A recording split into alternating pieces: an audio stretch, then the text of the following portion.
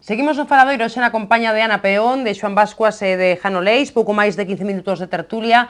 Falábamos antes da crise do PSDG en Ourense, temos que falar agora do PSC e da consulta soberanista en Cataluña, un pouco máis do mesmo e do que vimos falando pois tantas veces aquí na tertulia. Hoxe dicíalle o presidente Rajoy a Artur Mas, que diga a verdade sobre o que suporía a independencia de Cataluña, pois por exemplo no que se refire á súa relación ca Unión Europea, e Mas lle retrucaba dicíndolle que a consulta non fracasará, non? Mal que lle pese. Bueno, o primeiro será que se celebre, non? Que, pois como sempre hai dúbidas respecto diso. Pero como temos falado de Cataluña moitas veces da consulta aquí na mesa, a última vez que estivestes por aquí, me parece que tamén, se vos parece, nos centramos hoxe na situación no PSC, que tamén é un aspecto moi interesante, non?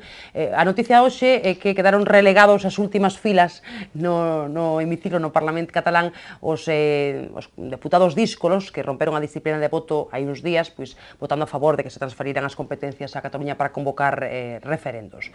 Bueno, eu non sei como interpretades esa crise no PSC, hai risco de fractura, porque son moitas as voces que dicen que eses deputados non son minoritarios, que en todo caso representan a moita xente no PSC. A ver, vos como vedes, Xoán, por exemplo, comezando por ti? Primeiro, quero decir que está moi vinculado ao problema que falábamos do PSOE de Ourense en relación á disciplina de partido, non? Eu creo que, ademais neste caso, a cidadanía si entende que o que está pasando. Por lo tanto, eu creo que se podería canalizar e resolver de outra maneira, máis tendo en conta que o PSC deu liberdade de votos en este mesmo debate. O problema que está vendo agora é que Pera Navarro mudou de posición en varias ocasións. E máis, líbreme o ceo de que o PSOE de Galicia alcance algún día ou tome como horizonte o grado de autonomía que agora mesmo está demostrando o PSC, que é ningún. Porque Pera Navarro sométese, sendo un partido diferente ao que di Rubalcaba. E isto é o que leva a esta posición. Lembremos que a orixe do conflicto con Cataluña, no debate sobre a consulta e do dereito a decidir, nace con unha frase dun ilustre socialista que é: aceptaré lo que provenga del Parlamento de Cataluña. Aceptou? Non. Obrigou ao PSC a mudar de posición? Sí. Houbo debate dos segmentos catalanistas dentro do PSC? Sí. Houbo catalanistas que xa marcharon do PSC? Sí. Nova Esquerra Catalana. O irmán de Maragall xa estaba a constituir, cual constituiu xa o seu partido político. E o risco é tan grave que só se pode ver aliviado porque como consecuencia de como se resolva o conflito catalán va a dar lugar a unha reconfiguración do mapa partidario. Eu creo que en función de como se resolva, pode ser que o mapa de partidos de Cataluña vaya a mudar sustancialmente e que isto pode afectar tamén ao Partido Socialista Catalán. Aí por aquí, Jano e Ana. Sí, non, estou totalmente de acordo con gran parte do que dixo Xoán. Creo que a crise do PSC vai ter unha ou outra saída en función de como evolucionan os acontecementos en Cataluña. Iso teño meridianamente claro. En todo caso, bueno, pois é unha crise do PSC, como dicía antes, é dicir, eu creo que hai unha diferencia cualitativa fundamental con respecto ao que vimos falar. Que hai un problema de discrepancia política e unha discrepancia política manifestada e donde, como vos decía antes, eu creo que todas as partes teñen algo de razón, tendo en conta cal foi o posicionamento tradicional do Partido Socialista de Cataluña con respecto ao tema catalán. Dito isto, por outra parte, tamén creo que se está xestionando con certa sabiduría, porque o tema é un tema tamén enormemente complexo, porque ten trascendencia na política española e incluso máis alá das nosas fronteiras, e se está, creo que, xestionando con certa sabiduría. Bueno, creo que é unha boa, ou creo que é bastante sensato que nos optara pola vía da expulsión. Creo que do que se trata, dá a sensación de gañar tempo, ver se enfrían os ánimos, porque o que si é certo que se o PSC sufre unha decisión definitiva por parte da súa alma catalanista, pois o PSC deixa de ser PSC e é un pao tremendamente duro para o proxecto de vida, incluso a nivel do Estado. Dito isto, hai algunha cousiña que discrepo un pouco, polo menos matizadamente, do que dixo Xoán. É dicir, Zapatero sí aceptou que se dixo de Cataluña e o que veu de Cataluña. que non o aceptou foi o Partido Popular, que foi o que presentou o recurso do Estatuto, que foi o que presentou o recurso do Estatuto. Recordo vos que entre o PP e o PSOE recortaron artigos do Estatuto que se dio ao Parlamento Catalán. Aí se pactou entre todas as forzas políticas e aprobou o Estatuto. Entre PP e PSOE. Non foi o Constitucional. Ao final sí, o Estatuto Constitucional, pero que chegou o Constitucional aí houve un pacto. Un estatuto recortado con respecto ao catalán. Por o Partido Popular. Pero bueno, dito isto, bueno, eu creo que vamos, por lo menos desde o meu punto de vista, creo que o Partido Socialista de Cataluña ten unha postura realmente difícil, complexa. Porque a postura, como eles se presentaron como alternativa sensata, é unha postura sensata, a que defende, falo desde a miña perspectiva. Claro, neste momento de polarización, donde creo que polas torpezas, fundamentalmente do Partido Popular e do Goberno do Estado, se están polarizando excesivamente as posicións e, claro, manter unha postura sensata neste momento é realmente complexo en Cataluña. Realmente complexo en Cataluña. E, polo tanto, isto está a pagar. Creo que está a pagar neste momento o Partido Socialista de Cataluña. O que pasa que eu, como dixo antes, Xoan, eu, vamos, comparto plenamente. Creo que o que vai a pasar en Cataluña, de como evolucionan os acontecementos en Cataluña, vai resultar o que a reconfiguración, como dicía el, do mapa político catalán, probablemente, dunha ou outra maneira, pase o que pase, incluso independentemente do que pase. Por lo tanto, agardemos. Vamos a ver, pues a ver, Ana, que a situación que se ten chegado agora en Cataluña, pois ten como responsable, bueno, agora, así a corto plazo, pero mellor que non o manden a resolver o problema, porque entón non sei que pode pasar. Eu creo que Pere Navarro dixo, mellor que non veño a Óscar López. Sí, decía que unha boa combinación, Pere Navarro e Óscar López. Decía, hai un problema, primeiro o mesianismo de Artur Mas, esta situación na que está agora non ao borde de precipicio, e despois tamén, para min hai unha clara responsabilidade que foi o oportunismo político co que actuou o Partido Socialista e o goberno de Zapatero con este tema. A declaración da que falaba Xoan Bascuas cando no seu momento Zapatero dixo eu aceptarei o que veña de Cataluña, pois foi o punto de inflexión e a partir de aí foi cando empezou a xurdir esta burbulla que agora estoupou, non? Lembremos todo o proceso que viviu despois o Estatuto, que quen dixo que o Estatuto non era axeitado foi o Tribunal Constitucional, non foi un problema do Partido Popular, non, foi que o Tribunal Constitucional dixo...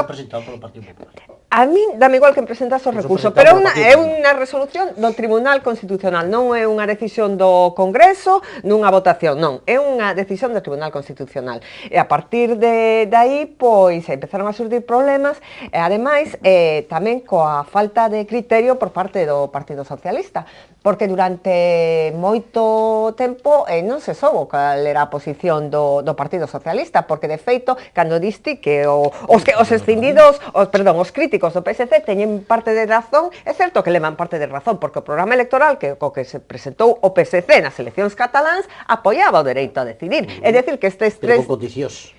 Pero son as que agora non se están... Xa, pero vamos, que non había... Sempre dentro da legalidade claro, e negociado co goberno... Non había unha posición clara.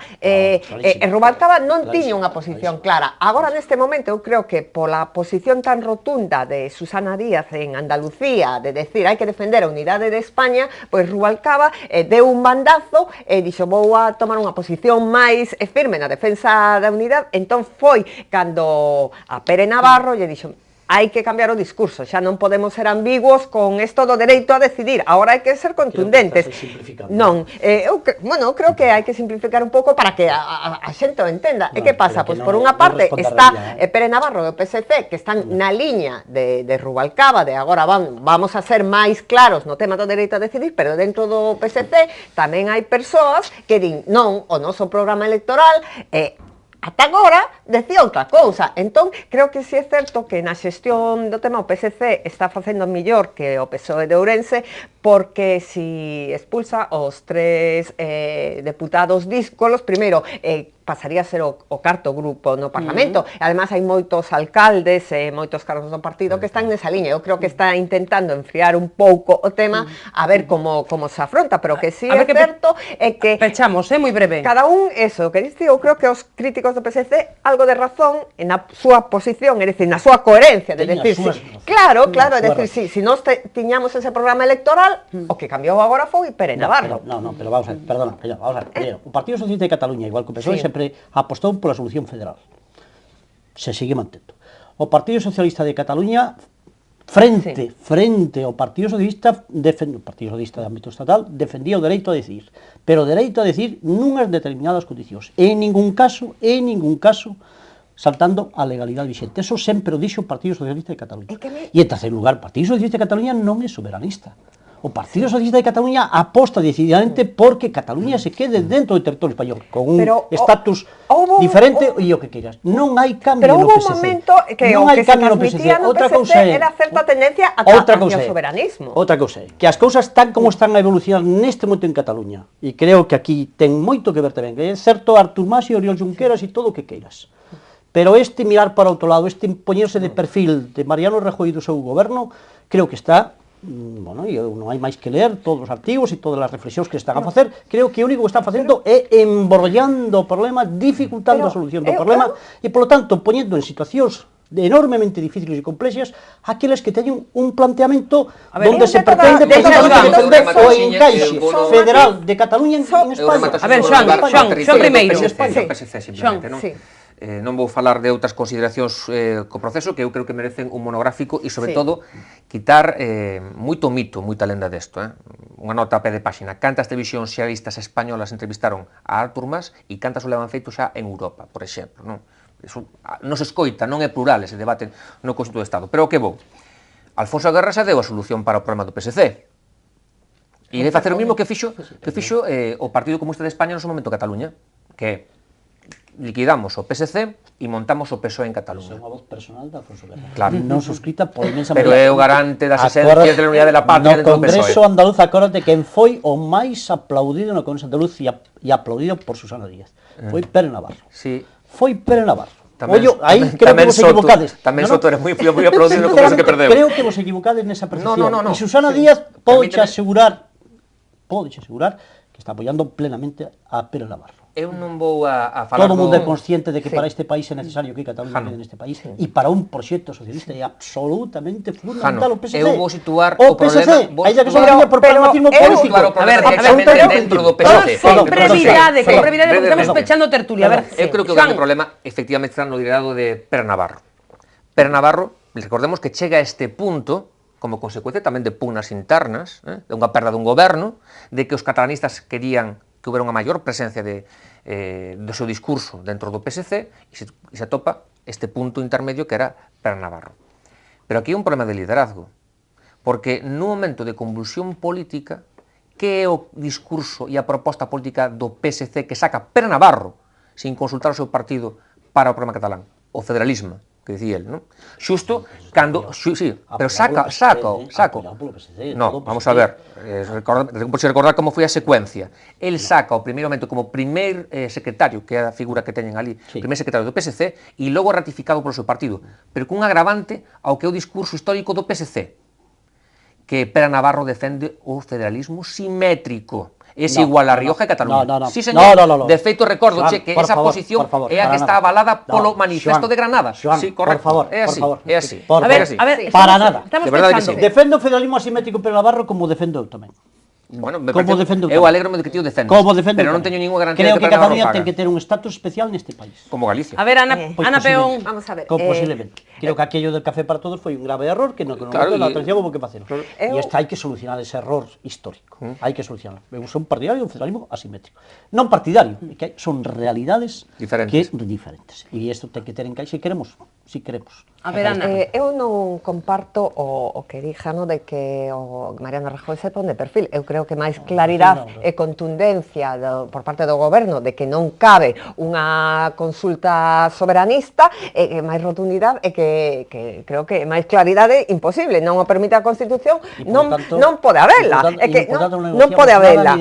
Pero hai cousas que non son negociables. Ti crees que negociar a unidade de España, a ruptura de España? Eu creo que dices, non podo negociar con alguén que quere romper España. Pois ao igual temos a ruptura de España precisamente por ese tipo de comportamento e de conducta. Pode negociar a ruptura de vamos a ver todo. Non, vamos a ver que a xente non se entera. A xente non se entera. Se non se negocia nin a lei do aborto, estamos pechando. Jano Leis, garde silencio, por favor. A ver, Ana, moi brevemente, porque estamos pechando, xa que ti sacabas o tema de Artur Mas e as súas entrevistas nas televisións europeas, pois eu creo que esta política internacional de Artur Mas é un fracaso, dirixiu cartas a moitos dirixentes de países europeos, e a única persoa que se reuniu foi co presidente de Turín, da Liga Norte, que é unha persoa racista que insulta a ministra italiana porque é negra. É dicir, que o único aliado, a única persoa co que se fai a foto Artur Mas, a unha persoa que se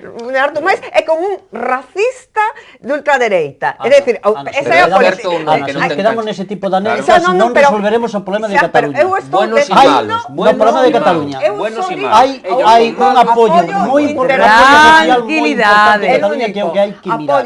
E tratar de ver de como reencauzamos todo eso, e eso solamente se falla a base de diálogo. Tranquilidade, a ver que remata Ana, remata Ana. É a Liga Norte. E respecto ao dereito a decidir, a mí sorprendeume moito a mensaxe de Artur Mas na BBC cando di que os cataláns non poden votar. Eu creo que os cidadáns decimos, pero vamos a ver, eso é mentir, é a estrategia da mentira que ten Artur Mas respecto a que si España nos maltrata, España non sei que, en Cataluña non se pode votar, é que os cataláns votaron a Constitución que temos agora en vigor, a votaron os cataláns que teñen máis de 53 anos. Pero escoita, entón en Estados Unidos que ninguén votou a Constitución, de aí pero é emendada, e pode emendalo calquer estado. Deixámolo. Por favor, Olga, ya tiramos aquí a capacidade de emendar. Deixámolo. Un apoio en principio cuantitativamente importantísimo, cualitativamente importantísimo. Por unha determinada posición política, ti non podes estar mirando para outro lado e invocar mirando para outro lado.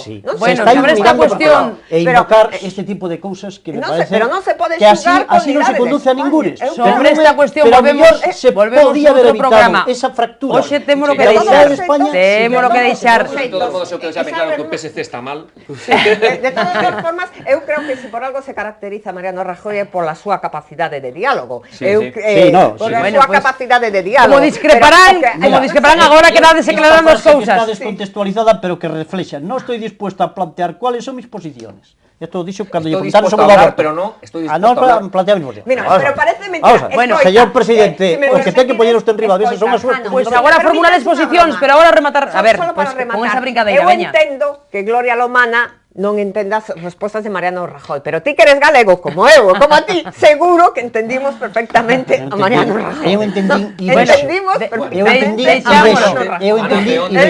feito diferencial, moi ben. Deixámolo aí, grazas aos tres, a Jano, a Xoan e a Ana, como sempre moi interesante sempre que vides, e a verdade que entre os tres creo que facedes unha boa tertulia. Bueno, grazas como sempre e agardo vervos axiña. Grazas a todos por estar un día máis connosco. Mañá conversamos con Francisco Jorquera, o voceiro parlamentario do BNG, logo a tertulia, como sempre, analizando a actualidade da xornada.